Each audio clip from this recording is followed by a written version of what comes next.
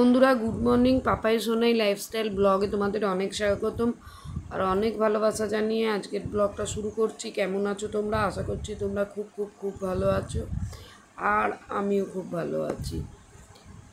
আজকে 8ই জুন রবিবার, আর 5ই জুন ছিল আমার ছেলের জন্মদিন। কিন্তু জন্মদিনটা যেহেতু পড়ে গেছিলো দশহরা পুজোর দিন, জন্মদিনটা পালন করতে পারিনি, মন্দিরে পুজো দিয়ে রেখে দিয়েছিলাম। কিন্তু আজকে রবিবার আছে, মাকে ভাইকে ভাইয়ের বউকে ডেকেছি, জন্মদিনটা পালন করব। চলো, এদিকে বাসি কাজটা সেরে চলে এসেছি রান্নাঘরে। কোনো অকেশন বা লোকজন আসা মানে কোমর বেঁধে রান্নাবান্না করা। আর আগে তো লোকে শাড়ি পরতো, তখন তারা আঁচলটা বেঁধেই রান্নাবান্না করতো। আমরা তো এখন শাড়ি পরি না, ওই জন্য একদম নাইটি টেনে বেঁধে রান্নাবান্না শুরু করে দিয়েছি। জলখাবার থেকে তোমাদের সঙ্গে ব্লগটা শেয়ার করছি, ব্লগটা দেখতে থাকো। আশা করছি ব্লগটা তোমাদের অনেক অনেক অনেক বেশি ভালো লাগবে। আর এদিকে দেখো বন্ধুরা, এখানে আলু চচ্চড়ি কুকারে একদম নেড়ে চেড়ে বসিয়ে দেবো, কারণ আজকে একদম টাইম ওয়েস্ট করলে হবে না, অনেক কাজ আছে জানো তো। চলো, আলু চচ্চড়িটা হতে থাক, আর মা এদিকে ময়দা মেখে বেলে দিচ্ছে, লুচিটা ভেজে নেবো তাহলে হয়ে যাবে। কিন্তু এদিকে আলু চচ্চড়ি বসিয়ে দিলাম, আলু চচ্চড়িটা কিন্তু কমপ্লিট হয়ে গেছে।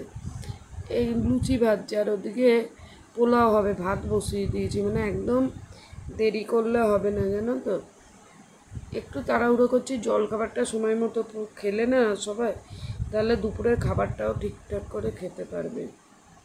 চলো, এদিকে জলখাবারটা তৈরি করে নিই, করে খেতে দিয়ে আসতে হবে জানো তো। এদিকে মোটামুটি অনেকক্ষণ ধরেই ব্যস্ত থাকবো। ভাত হয়ে গেছে, পোলাও রান্না করবো। পোলাওর ভাতটা করে আগে ফ্যানটা ঝরতে দিয়ে দিলাম। পোলাও মানে গোবিন্দভোগ চালের পোলাও, নাহলে আমার ভালো লাগে না, ফ্লেভারটা বা সেন্টটা খুব ভালো আসে জানো তো। একদম ফ্যান গেলে ওদিকে টেবিলেতে ঢেলে দেবো, থালা হোক পেপারে হোক, ঢেলে একদম ঝরঝরে হয়ে যাবে। চলো, এদিকে লুচিটা জলখাবারের করে নিই, ওদেরকে টিফিন দিই। তোমরা সাথে থাকো, আমার পাশে থাকো।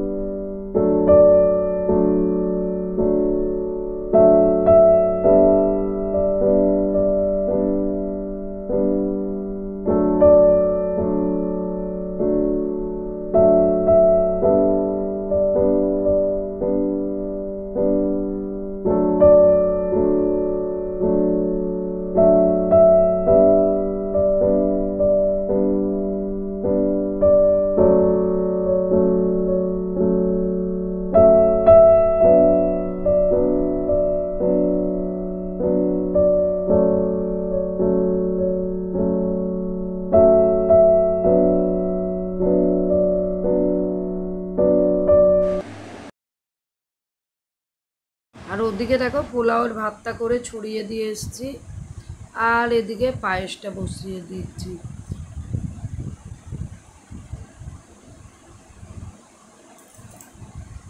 এই দেখো, আর ওদিকে মাটনটা বসিয়ে দিয়েছি সেদ্ধ করতে। এক এক করে না করলে না অনেকটা দেরি হয়ে যাবে, ওদিকে আবার ছেলেকে খেতে দিতে হবে।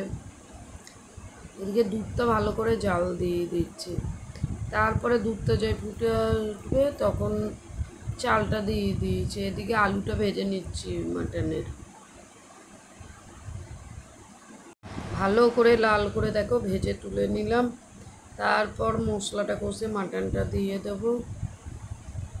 একটু সিটি না মেরে নিলে কি বলো তো, বাড়িতে বয়স্ক লোকরা আছে, খেতেও অসুবিধা হয় আর রান্নারও অনেকটা দেরি হয়ে যায়। আলুটা ভাজার পর দেখো এদিকে সিটি মেরে নিয়েছি, তারপরে মশলাটাকে ভালো করে কষিয়ে নিয়েছি। জিরে তেজপাতা ফোড়ন দিয়ে পেঁয়াজ আদা রসুন যে গোটা জিরে বেটে দিয়েছি, শুকনো লঙ্কা টমেটো সমস্ত কিছু পেস্ট করে ভালো করে কষিয়ে নিয়েছি নুন হলুদ দিয়ে। এবারে মটনটা দিয়ে দিচ্ছি, মটনটা দিয়েও ভালো করে কষিয়ে নিচ্ছি। তারপরে এই মটন স্টকটা দিয়ে দেবো যখন ভালো করে কষানো হয়ে যাবে। আর ওদিকে ছেলেটাও ছটফট করছে, খেতে দাও খেতে দাও। একদম এদিকে রান্নাবান্নাটা সেরে ফ্রেশ হয়ে সোজা চলে যাবো ঘরে। চলো মাংসটা বসাতে থাকি, সাথে থাকো।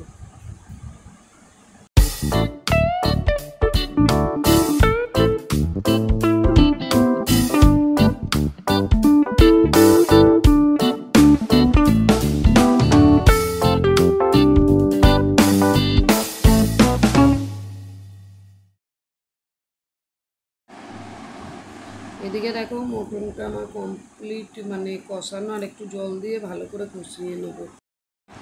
কষানোর পর এখানে মটন স্টক যেটা ছিল সেটা দিয়ে দিয়েছি, দিয়ে চাপা দিয়ে আর একটু ভালো করে ফুটতে দিয়ে দেবো। ঝোল করবো না, একদম কষা মতো, মানে পোলাওয়ের সঙ্গে তো ঝোল করলে ভালো লাগে না। এদিকে হাতে গরম মশলা বেটে নিলাম। এরকম মটনটা কমপ্লিট হয়ে গেছে আর এরকম দেখতে হয়েছে। ওদিকে আমার কিন্তু পোলাও রান্নাও দেখো কমপ্লিট। এই দেখো অনেকটা পরিমাণেই করে নিয়েছি, যদি থাকে রাত্রেও খাওয়া যায় বলো না, ওরকম তো হিসেব করে সবসময় করা সম্ভব হয়ে ওঠে না। আর চলো ঘরে চলে যাই। একদম স্নান কমপ্লিট করলাম, ঘরে চলে এসেছি। আর এইখানে সোনা বাবাটার খাবার গোছাচ্ছি। এই দেখো, এই জিনিসটা আগে পারতাম না, কিন্তু এখন বেশ ভালো পারি আর দেখতেও ভালো লাগে। বাটিতে সুন্দর করে গুছিয়ে নিয়েছি, নিয়ে দেখো এই দেখো, মানে ভালো করে সমান করে হাত দিয়ে চেপে তারপরে এদিকে পোলাওটা গুছিয়ে নিয়েছি, কারণ ভেঙে গেলে না ভালো লাগবে না। এদিকে সমস্ত খাবার গুছিয়ে নিয়েছি, মাটন গুছিয়ে নিয়ে নেবো, পায়েস গুছিয়ে নেবো, ছেলের মিষ্টি দেবো। আর কেকটা কিন্তু সকালে কাটা হবে, কারণ ভাইয়েরা চলে যাবে, ওই জন্য একদম সকালেই কেকটা কেটে নিলাম। এদিকে দেখো সমস্ত কিন্তু গোছানো কমপ্লিট করছে, একটা একটা করে ধান দুব্বো নিয়ে নেওয়া হয়েছে, মিষ্টি গুছিয়ে দিচ্ছি, 5 রকম মিষ্টি ওর পছন্দর মতো।